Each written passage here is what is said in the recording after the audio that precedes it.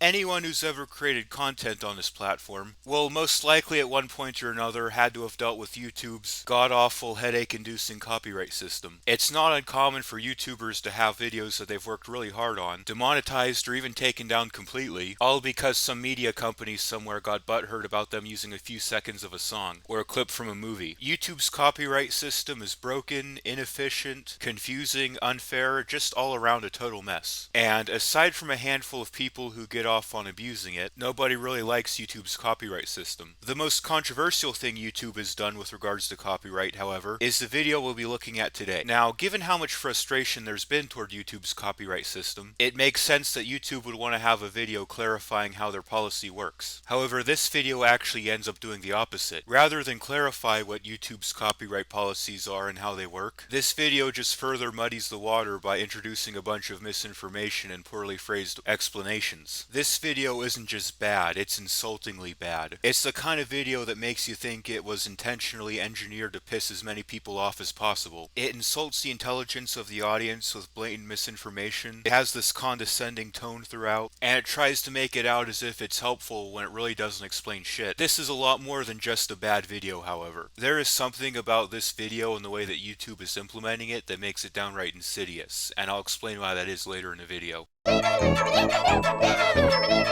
No, ladies and gentlemen, your eyes are not deceiving you. This video explaining YouTube's copyright system is apparently being hosted by the Happy Tree Friends. The Happy Tree Friends explaining copyright, like really. First we had Arthur explaining racism, then we had Blue's Clues explaining LGBT issues, now this. Like what's next? Dora the Explorer teaching us about nuclear war? So anyways, you're probably wondering how the fuck this came about. Well, the story behind this video apparently goes as such. YouTube wanted a video explaining how their copyright system worked, but apparently the single largest tech company on the planet, Google, didn't feel like mustering up the budget to do it themselves. So they did the next best thing, reached out to their content creators and basically asked them to do it for them. YouTube basically held a contest where content creators could submit a video explaining how YouTube's copyright system works. Whichever one YouTube felt was the best had the privilege of becoming YouTube's official copyright video. Hence a cartoon about animals maiming each other ended up teaching us about copyright. And I just want to say,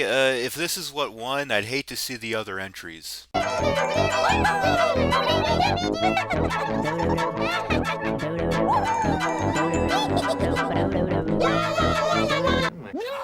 God! No, God, please, no! No! No! No! Perfect way to begin this god-awful train wreck of a video, by grating my fucking ears. Oh, and get used to that because it repeats several times in the video. Yeah, simply being factually inaccurate wasn't enough for this video, it had to be annoying as shit too. Everybody's really been looking forward to the new video from Lumpy and the Lumpettes. Even Lumpy.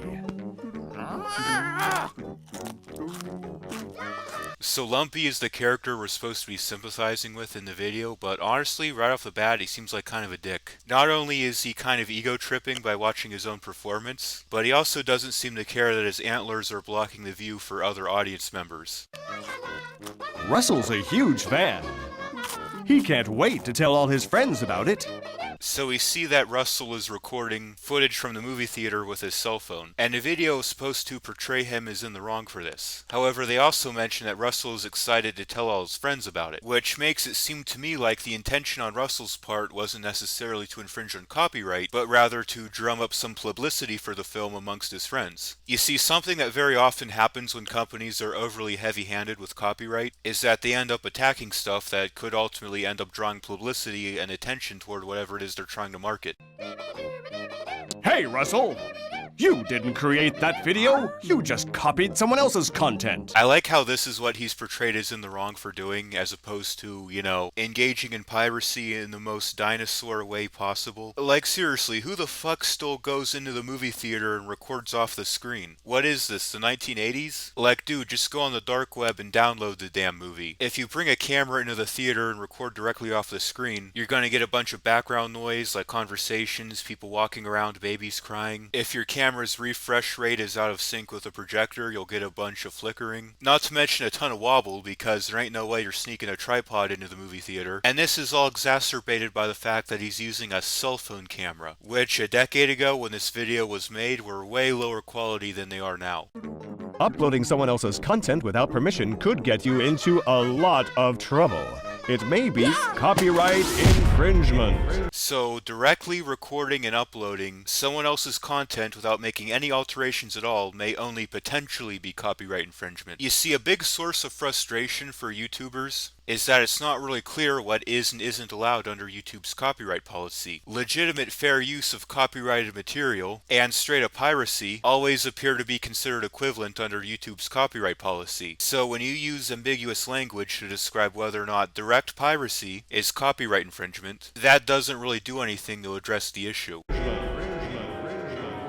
Oh yeah, gotta love that echo effect there. Ooh, so intimidating. Intimidating, intimidating, intimidating. Copyright is a form of protection for original works of authorship, including literary, dramatic, musical, graphic, and audiovisual creations. So it is true that copyright does protect a wide variety of different types of creative works. It's not limited to audiovisual content. It can include literary content as well, for example. And you might be thinking to yourself, well, hold on a second, why is that important here when discussing copyright with regards to YouTube specifically? I mean, this is YouTube after all, not the Kindle, so why should we care about literary copyright protections? Well, to put it simply, YouTube is a user content generated site. People with a wide variety of different interests, hobbies, and professional knowledge all come to provide content to this website. As a result of this, the different types of content that YouTube has to offer on its platform comes in a very, very wide variety. YouTube content runs the gamut of everything, including cooking, art, dance, video games, you name it. There's a YouTuber somewhere out there that makes videos about it. Now, because there's a wide variety of different types of content on the platform, that means there's a wide variety of different types of copyright that might come into play. For example, if someone's making a video where they read a book, that involves literary copyright. If someone is making a music video, that involves music copyright, etc., etc. Now, what's important to point out here, and what this video doesn't bother to explain, is that different types of copyright work differently. Certain types of copyright might not be protected the same way that others are. For example, choreography is something that can be copyrighted. If someone comes up with an original dance move, they can copyright that. Now, does that mean it would be illegal for you to make a video where you do that same dance move? Maybe, maybe not. It depends on a lot of different factors. And the fact that the video doesn't bother explaining this at all just further creates more confusion for content creators as to what type of content they are and aren't allowed to make. Copyright infringement occurs when a copyrighted work is reproduced, distributed, performed, or publicly displayed without the permission of the copyright holder or the legal right to do so. So they do admit that yes, there are some instances in which you can use copyrighted material without permission from the owner, and you're probably thinking to yourself right now, well, do they ever explain what those instances are? Don't hold your breath on that one. Even though YouTube is a free site. Oh, wait, you serious? Let me laugh even harder.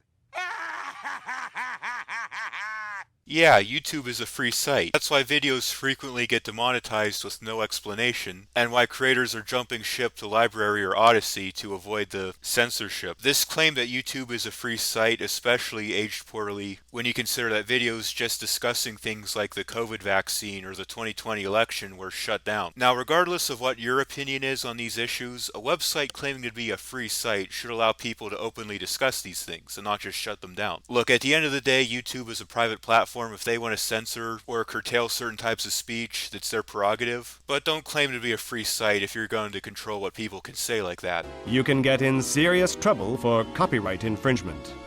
You can be sued.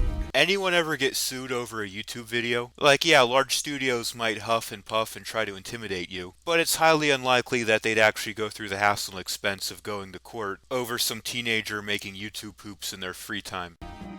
And found liable for monetary damages. What monetary damages? These media companies are making record profits, in spite of YouTubers using their content. The statistical likelihood that these big media companies will lose any money at all because of a YouTube video is basically non-existent. They have yet to show any actual data that they're losing money because people are making YouTube poops and remixes and spin-offs of their content.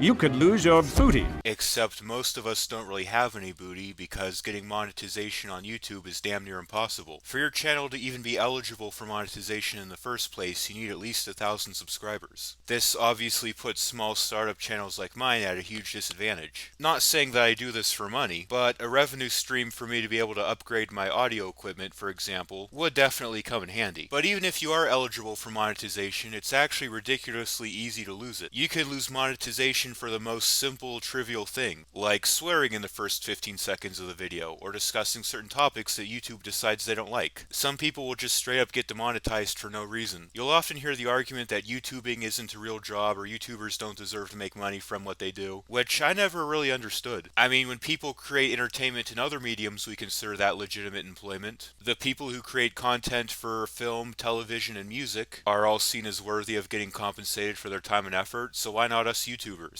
Imagine how much more quality content we would have on this site if YouTubers could focus more of their time, energy, and effort on creating videos instead of having to go out and earn an income somewhere else.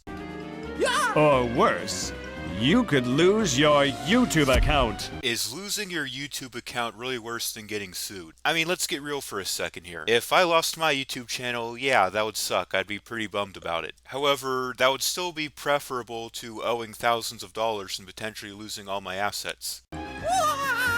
Hold on a second, did you just use the Mario wah sound? That's the property of Nintendo. That's not yours to use. Tisk tisk. You only get a few chances. If YouTube receives a valid notification of alleged copyright infringement from a copyright holder for one of your videos, Bullshit alert. Bullshit alert. Yeah, that's the biggest crock of shit I've ever heard in my entire life. YouTube doesn't validate shit when people submit copyright complaints. You don't have to prove that the content was used without your permission. You don't have to prove that their use of the content harms you in any way. You don't even have to prove that the content is yours. You can straight up just copyright claim shit you don't even own. It's ridiculously easy to abuse. the video will be removed. So here's another important aspect of YouTube's copyright system that this video completely fails to talk about, and that is that taking down the video isn't the only way that a copyright owner can respond to an alleged copyright infringement. They actually have several options. They can remove the video, but they can also block the video in certain regions. This, of course, accounts for different countries having different copyright laws. They can also, and this is what they usually do, claim any monetization rights from that video, which basically means that any money you would have made from that video goes to them instead. And it's an all or nothing deal. It's not like they divvy it up based on who contributed what. It's not like you get to keep 80% since you put in most of the work in the video, but since you use their song, they get a 20% cut. Nope, if there's a copyright claim on your video, they get all of the money. So you can bust your ass putting hours, days, even months of work into a video, but if you just so happen to use a little bit of somebody else's song, they get to reap the entirety of the effort that you put in. And keep in mind, like I just said before, you're not required to prove that you even own the copyrighted content in order to file a copyright claim. So Joe Blow off the street who didn't do shit can just file a claim against your video and get all the ad revenue from it. This is basically a convenient little way to straight up steal from content creators. In accordance with the law. No. So one of the most disingenuous things this video tries to argue is that YouTube's copyright policies are based on actual copyright law, and well, they aren't. In order to file an actual copyright lawsuit against somebody in an actual court of law, you have to prove that you're the actual owner of the copyrighted material being infringed upon. YouTube doesn't require that. You have to prove that the infringing use of the copyrighted material somehow negatively impacted you in some way. YouTube doesn't require that. You also have to prove that the infringing use doesn't fall into fair use. Now, we'll go into detail on what that means here in a minute, but for now, the important point to take away is that YouTube is talking out their ass when they say that their copyright policy is based on what the actual copyright laws are. You'll be notified via email and in your account, and you'll get a strike.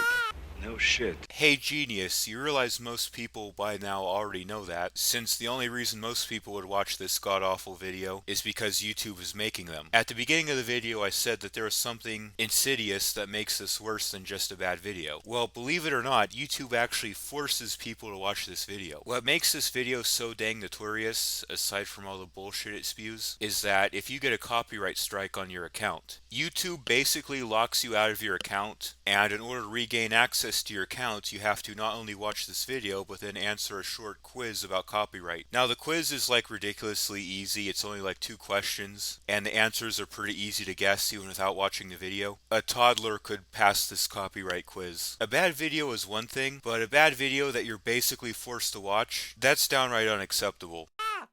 Hold on a second, isn't that red X the same symbol used by the game show Family Feud, along with the exact same buzzer noise? Well, I guess according to this video's own logic, CBS would have a right to file a DMCA takedown notice against this video. Now, wouldn't they? If YouTube finds you're a repeat offender... Another misleading thing this video does is that it seems to imply that there has to be multiple strikes on your account before any consequences kick in. Consequences actually start to kick in as soon as you get your first strike. At 1 strike, your videos are limited to 15 minutes or less, and external links are disabled. You don't lose monetization rights though, of course, because, hey, YouTube's gotta make that money at the end of the day. Another very important thing that this video doesn't discuss at all is that copyright infringement isn't the only thing you can get a strike for. There are also strikes for spam or community guidelines violations. Yep, that's right, having the wrong opinion on the COVID vaccine or the 2020 election can earn yourself a strike. And strikes for copyright reasons also accumulate along with strikes for non-copyright reasons. So if you have a spam strike and a copyright strike, that's just as good as having 2 copyright strikes. And from what I hear, non-copyright strikes are pretty much impossible to fight.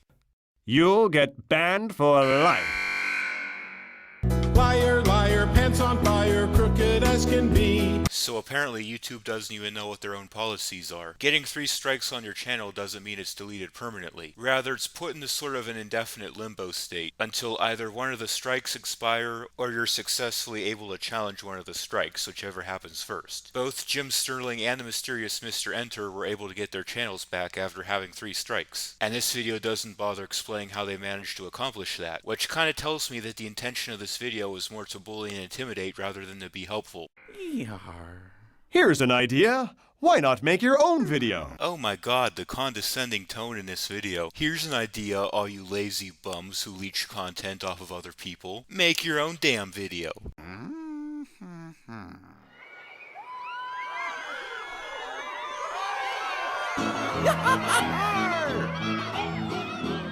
Uh-oh, you're making a video of Lumpy's live performance of his song, which is still protected by copyright.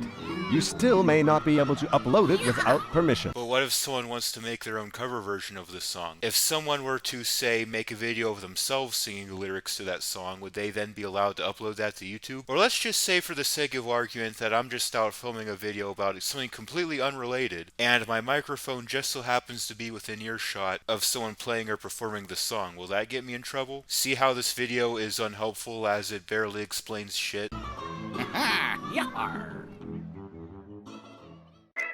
Oh, Russell, your reuse of Lumpy's content is clever, but did you get permission for it?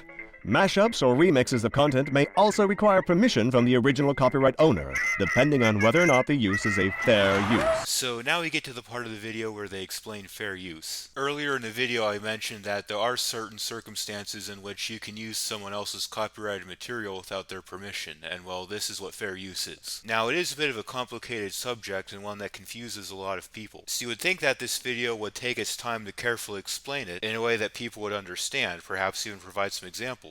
Or we could just obfuscate it to hell and back by explaining it using legalese jargon that the average person most likely won't understand, and just for good measure we'll also explain it really fast to make it more difficult for the audience to digest what's being said. In the United States, copyright law allows for the fair use of copyrighted material under certain limited circumstances without the prior permission from the owner. Under the law, determinations of fair use take into account purposes. I love how YouTube just goes completely mask off here on their attitude regarding fair use. Not only are they explaining it as quickly as possible as if they don't actually really want to talk about it, but they also have a character in the video trying to push it off screen like, hey, nothing to see here fellas. It makes me wonder why YouTube even pretends to give a shit about fair use in the first place. Because look, YouTube is a private platform. If they don't want to recognize fair use in their copyright policy, that's their prerogative. But don't pretend to actually acknowledge fair use if you're not going to.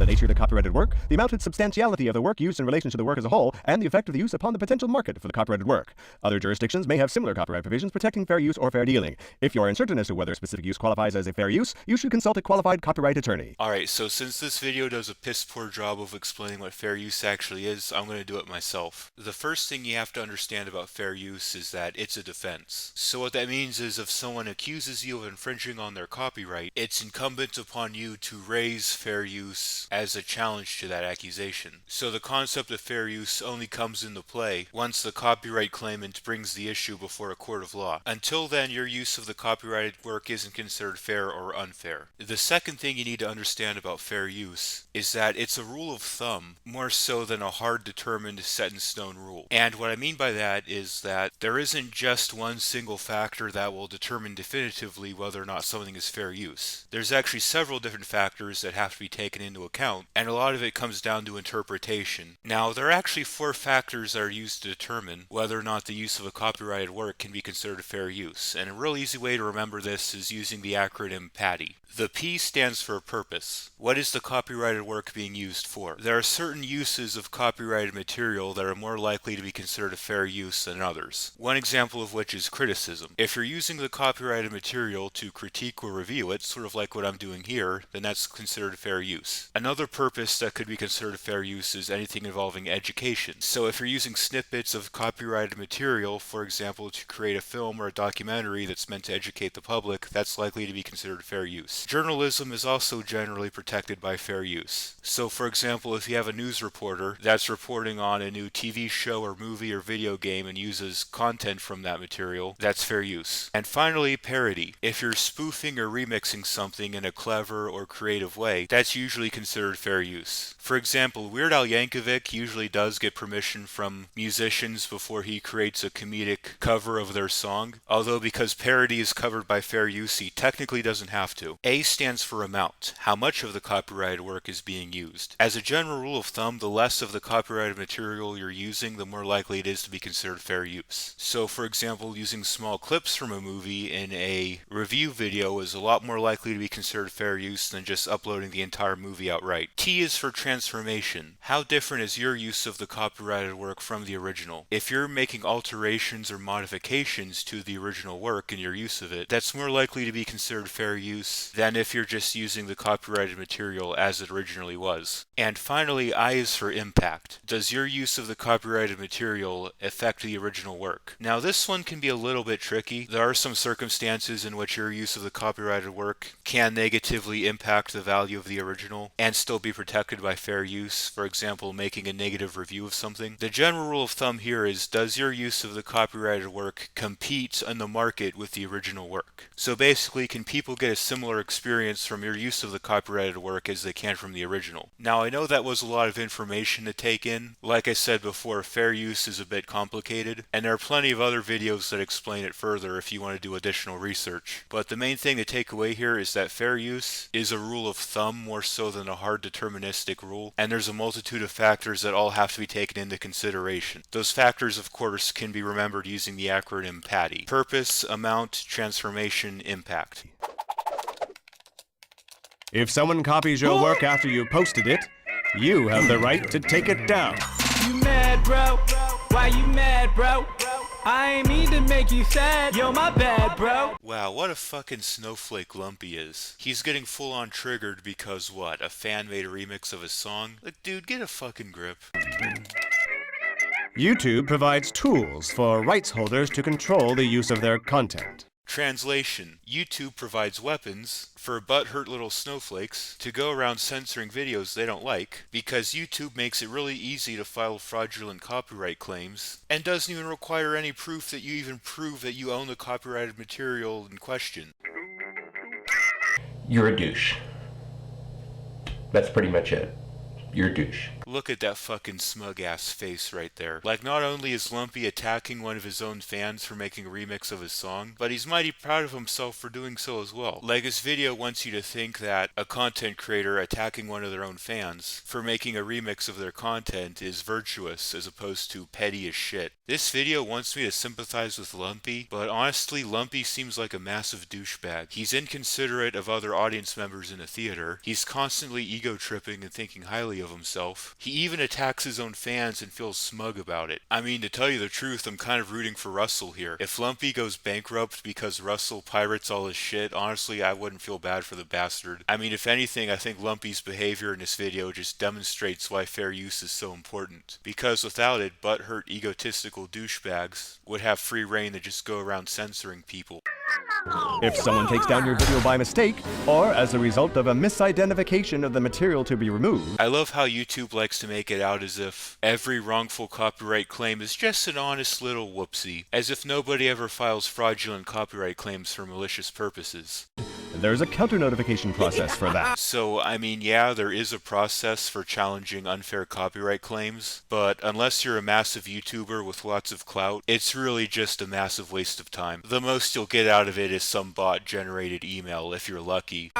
You can send YouTube a notice that there was an error. This is just more blatant misinformation, which proves that YouTube doesn't even know what their own policies are. Again, a counter-claim and a counter-notification are different. A counter-notification is a request to the claimant to withdraw their claim. A counterclaim is an official legal challenge to the copyright claim that's sent to YouTube directly. A counter notification goes to the claimant. A counterclaim goes to YouTube. These things are different.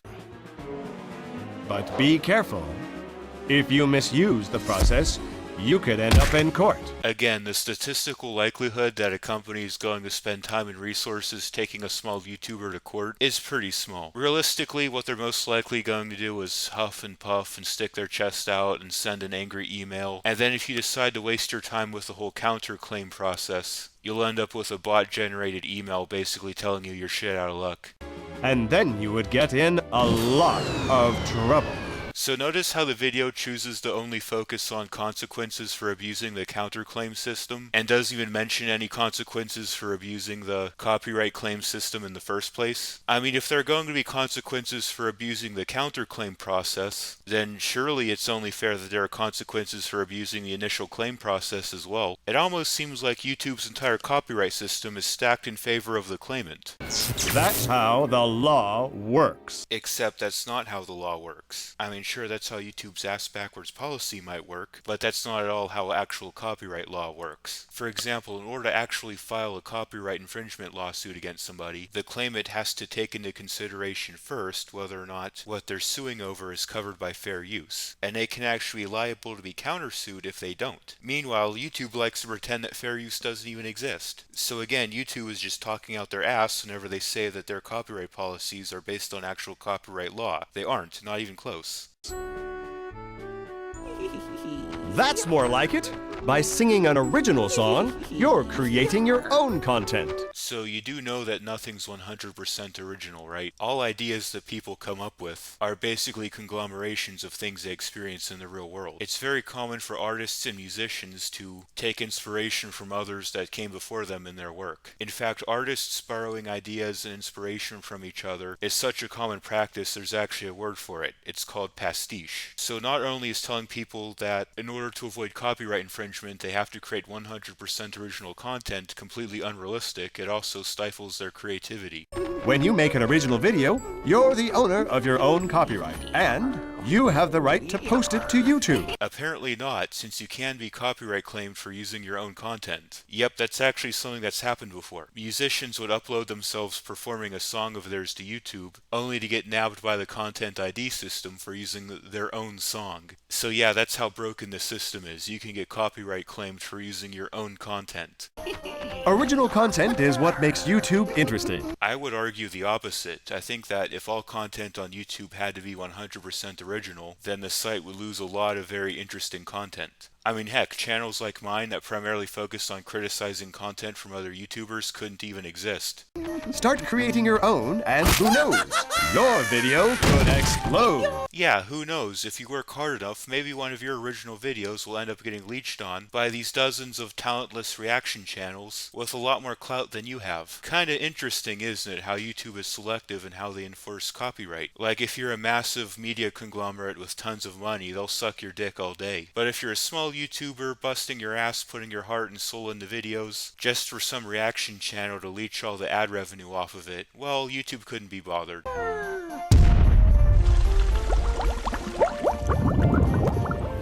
If you're still unsure about copyright issues, YouTube has some resources as a starting point. For more information, click the link for copyright at the bottom of every page. Or instead of using YouTube's biased misinformation to do your research on copyright, you could do your research using more credible sources, like, actual scholarly articles. You can look for stuff written by actual judges and lawyers who work in copyright law. Speaking of which, if you want to learn more about fair use, I've included some research material in the description. I've also included a link to a video called Where's the Fair Use? This video is a collaboration between Nostalgia Critic and several other YouTubers, and it's a good way to learn more about how copyright impacts content creators. Until next time, this has been Philosophossum making stupidity play dead. Everyone take care.